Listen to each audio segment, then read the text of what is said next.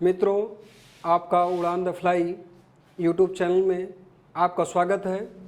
मैं अजय कुमार दुबे आपको टीजीटी और पीजीटी के बारे में जो कल नोटिफिकेशन आया है उसके बारे में कुछ चर्चा करेंगे और जो उसमें चीज़ें हैं थोड़ा विस्तार से बताएंगे। तदर्थ शिक्षक या उसकी चयन प्रक्रिया क्या है उसके बारे में आपको बताया जाएगा। तो हम आते हैं पहले टीजीटी में।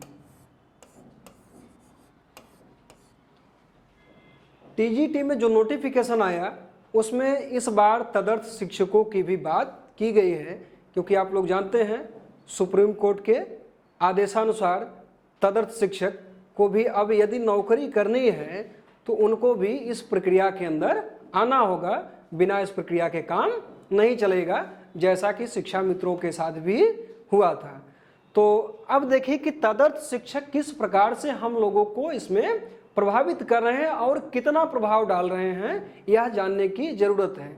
बहुत सारे लोगों के मन में यह भी प्रश्न उठ रहे होंगे कि क्या तदर्थ शिक्षक शिक्षा मित्रों की तरह ही जैसे शिक्षा मित्र अन्य जो है बीएड या बीटीसी वालों को प्रभावित किए हैं, तो क्या तदर्थ शिक्षक भी हमें वैसे ही या उस मात्रा में प्रभावित करेंगे, या उसकी मात्रा कितना होगी, या कितना नुकसान ये पहुंचा सकते हैं, या इन्हें कितना लाभ प्राप्त होगा, इस बारे में हम जानने का प्रयास करेंगे। तो सर्वप्रथम हम यह जानते हैं कि कितने अंक का होगा। तो कुल 125 प्रश्न आएंगे। 125 प्रश्न, प्रत्येक प्रश्न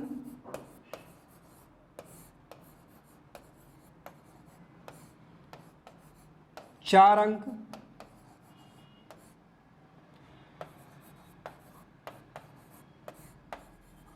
कुल अंक 500। समय 2 घंटे। यह सबके लिए है, यह पूर्णांक सभी के लिए है। लेकिन यदि हम तदर्थ शिक्षकों की बात करते हैं तो हम तदर्थ शिक्षकों के लिए देखते हैं कि उनके लिए जो होगा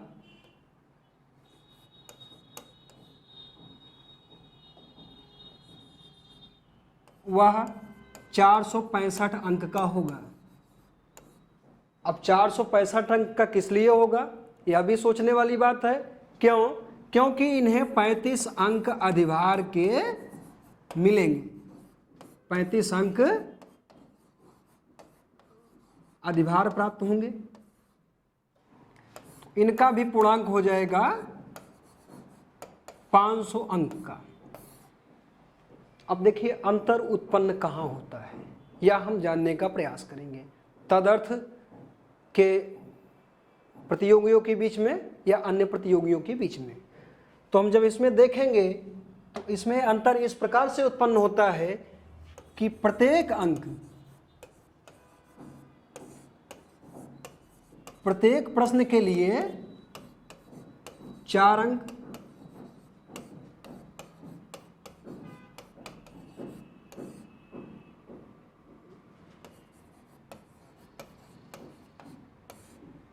अर्थात सभी के लिए।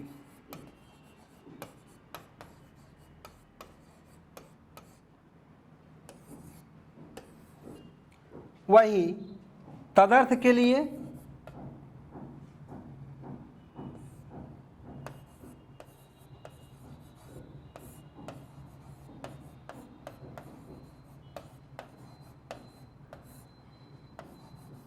प्रत्येक प्रश्न पर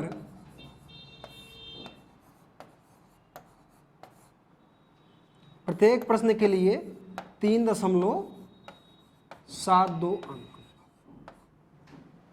तो अब आप इसके माध्यम से यह समझ लिए कि तदर्थ के लिए जो लिखित परीक्षा होगी वह कितने की होगी। तो तदर्थ के लिए जो लिखित परीक्षा होगी वह कितने की होगी?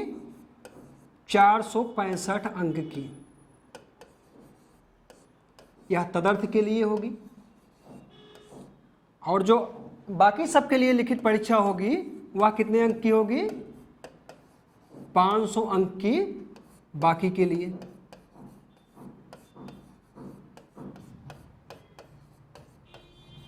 तो कहने का तात्पर्य है कि एक प्रश्न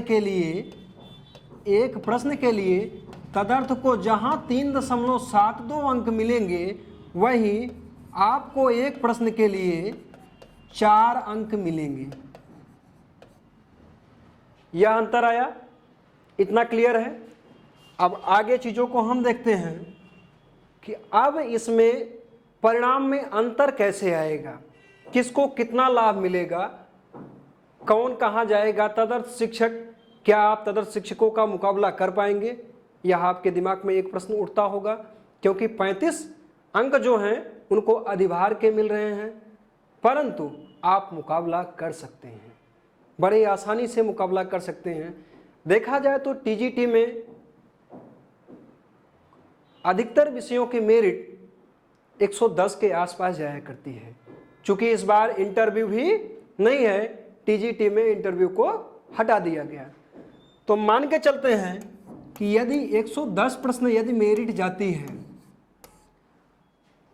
तो सामान्य प्रतियोगी के लिए 110 गुणे 4 बराबर 440 अंक हो जाएंगे। वहीं पर यदि हम तदर्थ शिक्षक के लिए देखते हैं 110 प्रश्न तदर्थ के लिए, तो यहाँ पर 110 गुणे 3.72, तो आपके 110 गुणे 3.72 ये हो जाएंगे 409.2 इतने अंक। अंकों के मामले में यदि आप देखें तो उतने ही प्रश्न आप करते हैं, आपको 440 अंक मिलते हैं, और उतने ही प्रश्न तदर्थ शिक्षक करते हैं तो उनको 409.2 अंक मिलते हैं।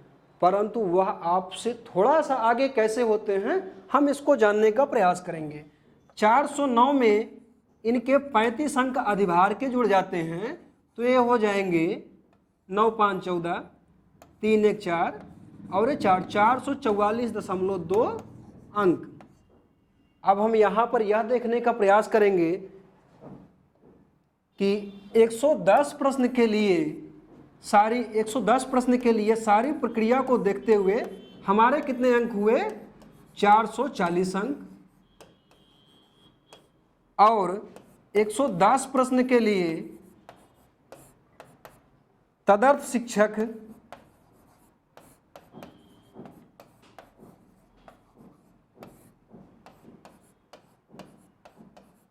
444.2 अंक। इस प्रकार से सारी प्रक्रिया होगी। तो यदि हम प्रश्न के रूप में देखें, क्योंकि करना तो हमें प्रश्न ही है, एक प्रश्न के 4 अंक हैं, तो हम यदि प्रश्न के रूप में देखें तो तदर्थ शिक्षक से यहाँ तक यदि हमें मुकाबला करना है तो हमें उनसे एक प्रश्न आगे रहना है, एक प्रश्न आगे रहना है। यदि हम 1 या 2 प्रश्न आगे हो जाते हैं तो हम इस मामले में तदर्थ शिक्षक का मुकाबला बड़े आसानी से कर सकते हैं। तो टीजीटी की तैयारी करने वाले छात्रों के लिए इसमें घबराने की कोई आवश्यकता नहीं है। तदर्थ शिक्षक उन्हें किसी प्रकार से बहुत ज़्यादा तरीके से प्रभावित नहीं कर पाएंगे। आप लोग मेहनत से जुटे रहिए और तैयारी करिए, निश्चित ही आपको सफलता इसमें प्राप्त होगी। बाकी चीज़ों को भी हम देखते हैं कि इसमें कहा गया नोटिफिकेशन में कि चयन मात्र लिखित परीक्षा के आधार पर होगा, और योग्यता की जहां तक बात आती है कि टीजीटी में योग्यता का निर्धारण कैसे होगा, तो योग्यता आपकी जो भी होगी वह फॉर्म भरने के अंतिम तिथि तक आप जो भी योग्यताएं कही गई हैं उसको धारण किए हुए हों।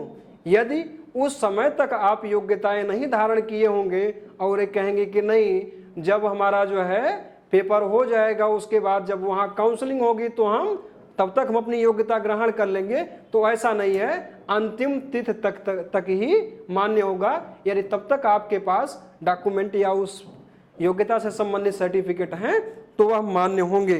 दूसरा चीज़, निगेटिव मार्किंग नहीं है पहले की तरीके से ही। और तीसरी चीज़, इस बार EWS के लिए 10% का जो आरक्षण है वह लागू होगा।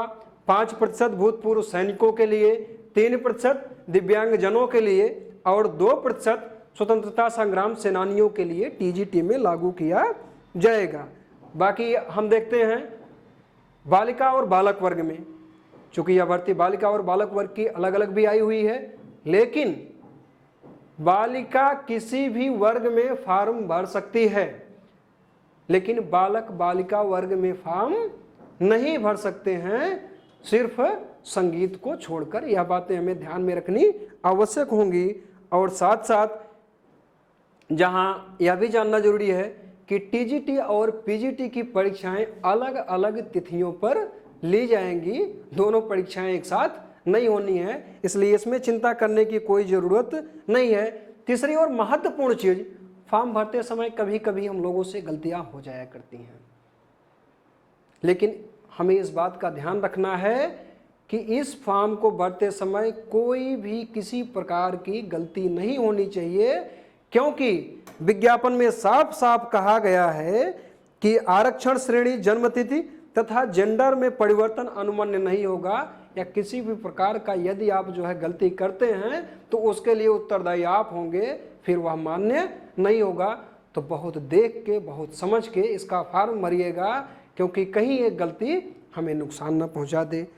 तीसरा है कि प्रमाण पत्र के बारे में, जाति प्रमाण पत्र के बारे में और निवास प्रमाण पत्र के बारे में।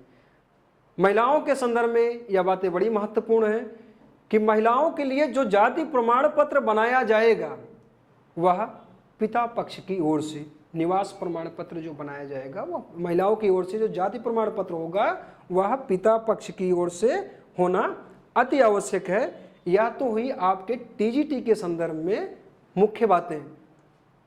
निश्चित ही आप लोग सारी बातों को ठीक तरीके से समझ गए होंगे।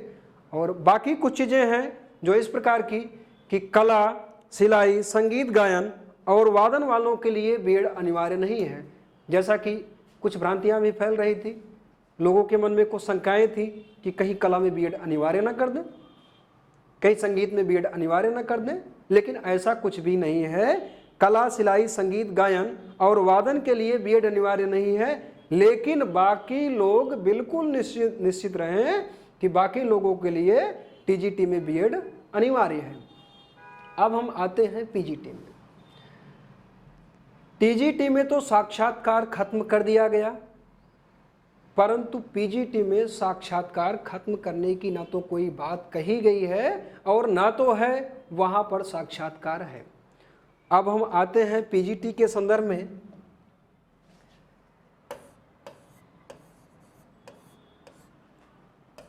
तो यहां पर भी 125 प्रश्न होंगे।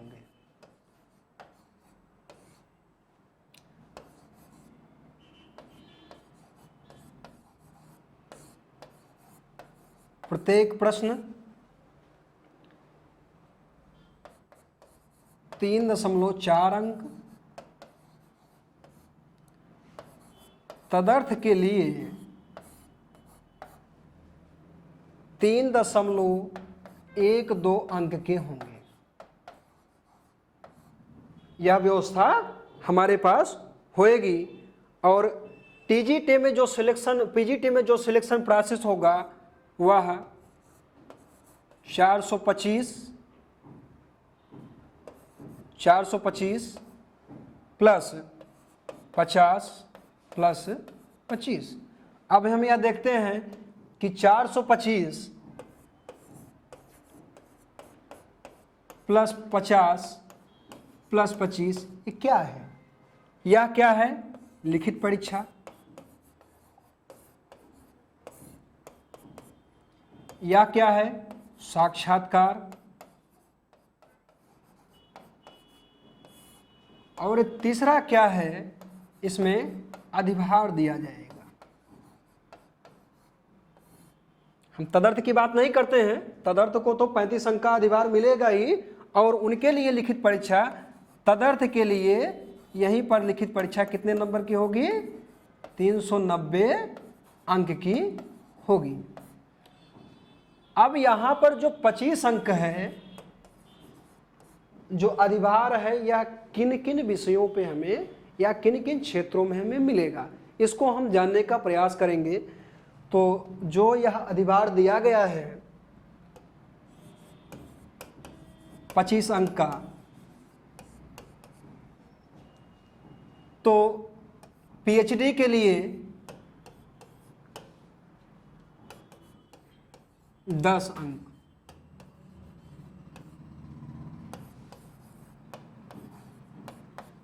एमएड के लिए 10 अंक,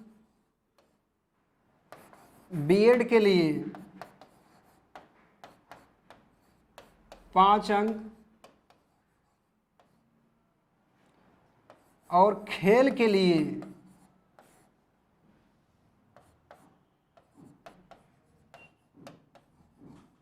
5 अंक। यह हमें अधिभार प्राप्त होंगे।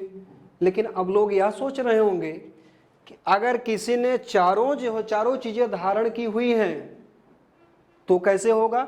10 10 20 5 25 5 30, 30 अंक के अधिभार कैसे मिलेंगे? तो यहां पर यह बताना बहुत आवश्यक है कि जिन्होंने एमएड किया हुआ है उनको बीएड वाला अधिभार नहीं मिलेगा। जिन्होंने भी एमएड किया हुआ है उनको बीएड वाला अधिभार नहीं मिलेगा।